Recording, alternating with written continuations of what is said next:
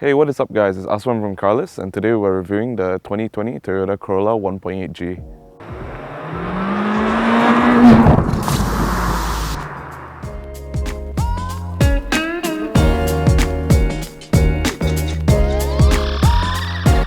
When my boss asked me which car I wanted to review, this was the car that excited me the most, which means I'm either a really boring person or it's a really great car.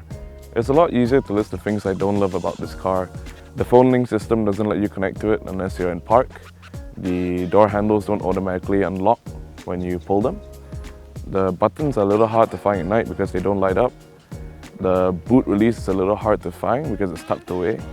And one of the things that annoys me as well is that it doesn't come with a larger engine variant. There's only a 1.8.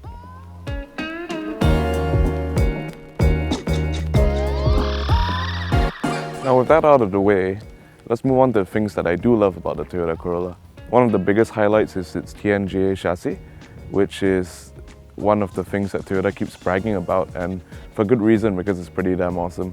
The chassis made its debut with the Toyota CHR, and then it went on to form the backbone of the Toyota Camry, and now it's in the Toyota Corolla as well.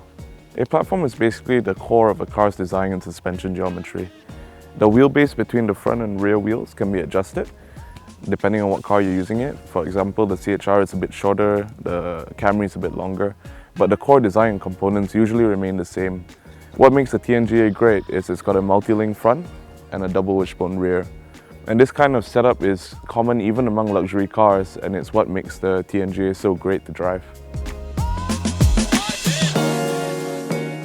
Yes, we know it was a mistake. We know it's actually a McPherson strut front, but it felt so good that we thought it was a multi-link.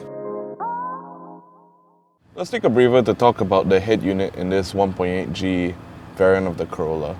It's a much needed change from the launch version of the Corolla, which used to be a 6.8-inch unit. Now it's a 9-inch unit, and as you can see, it's very, very pretty. And it also has Android Auto and Apple Carplay.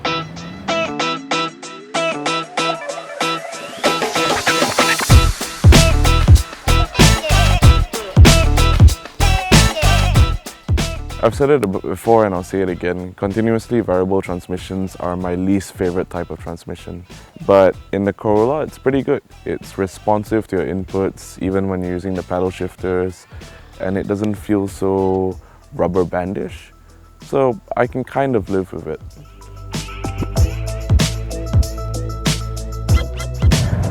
In layman's terms, the Tnga is just a joy to drive on. It makes the Corolla feel really flat, really stable in the corners. It makes the steering feel very precise. It gives you the confidence that you need when you're pushing the car hard. The problem is that to really enjoy the car, you kind of need a bit of time and a lot of space.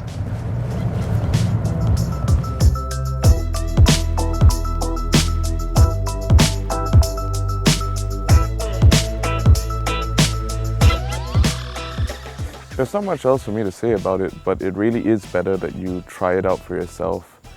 You'd be doing yourself a disservice if you didn't at least try. I mean, it does sound like a hard sell, but it really is something better that you experience for yourself.